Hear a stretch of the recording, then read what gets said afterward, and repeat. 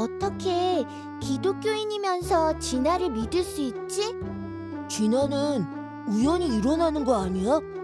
그러면 생명은 하나님이 만든 게 아닌 건가?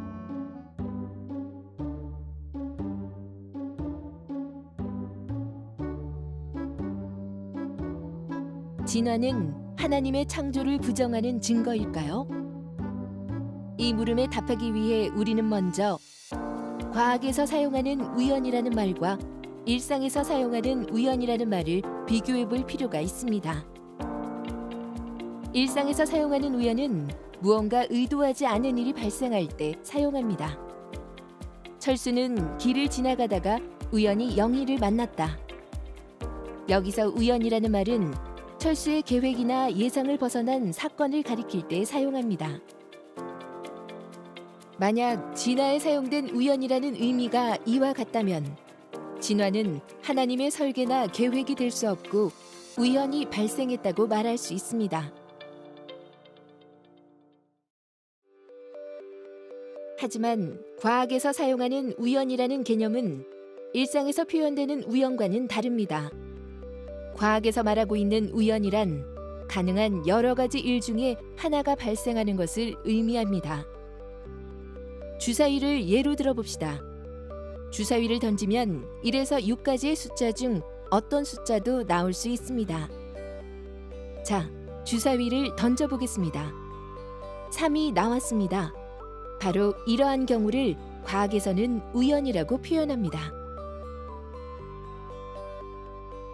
또 다른 예를 들어볼까요? 어떤 사람이 복권에 당첨됐다고 가정해 봅시다. 그 사람은 우연히 복권에 당첨됐습니다. 복권을 산 모든 사람은 당첨될 가능성이 있었고 그 중에서 한 사람이 당첨된 것뿐이죠. 과학은 이것을 우연이라고 말합니다. 그렇다면 이러한 우연이 신의 계획이나 설계를 부정하는 걸까요? 아닙니다. 어떤 사람이 복권에 당첨된 일은 여러 가지 가능성 중에 한 가지가 실현된 우연한 사건이라는 과학적 설명이 가능합니다. 그러나 신이 특정한 사람이 당첨되도록 우연한 사건을 이용했다고 가정할 수도 있습니다. 즉, 신의 의도라고 볼 수 있는 겁니다. 과학에서 말하는 우연과 일상에서 말하는 우연은 이처럼 차이가 있습니다. 때문에 과학에서 보는 우연과 기독교인이 생각하는 하나님의 인도하심은 모순되지 않고 양립할 수 있습니다.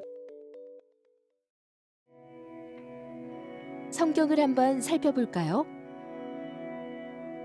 성경에는 하나님이 제비뽑기를 통해 자신의 뜻을 알리는 경우가 종종 등장합니다.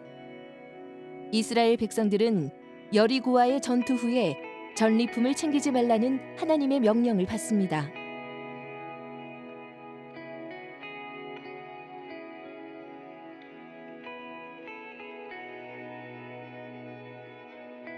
그러나 아간은 이를 어기고 외투와 금덩이를 챙기게 되는데 나중에 아이성 전투에서 패한 이스라엘 백성들은 제비뽑기를 통해 아간의 범죄를 찾아냅니다.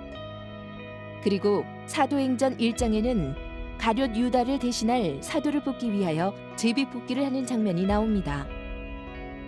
제비뽑기를 통하여 마띠아가 선출되는데 이러한 장면은 과학으로 보면 우연이라 할 수 있겠지만 사도들은 이것을 하나님의 뜻으로 받아들였습니다. 과학은 인간이 왜 존재하는지 그 목적에 대해 말하지 않습니다. 진화 이론은 인간의 기원에 대해 과학적 설명을 내놓을 뿐입니다. 따라서 인간이 목적 없이 우연하게 만들어졌다고 주장하는 것은 과학이라고 볼 수 없습니다. 이는 과학의 가치 중립적인 역할을 넘어선 철학적 주장입니다. 우리는 과학이라는 이름으로 주장하는 과학주의 무신론에 대해 경계할 필요가 있습니다. 그리스도인은 진화는 우연적으로 발생했지만 그 안에는 하나님의 계획과 인도하심이 있다고 얼마든지 고백할 수 있습니다.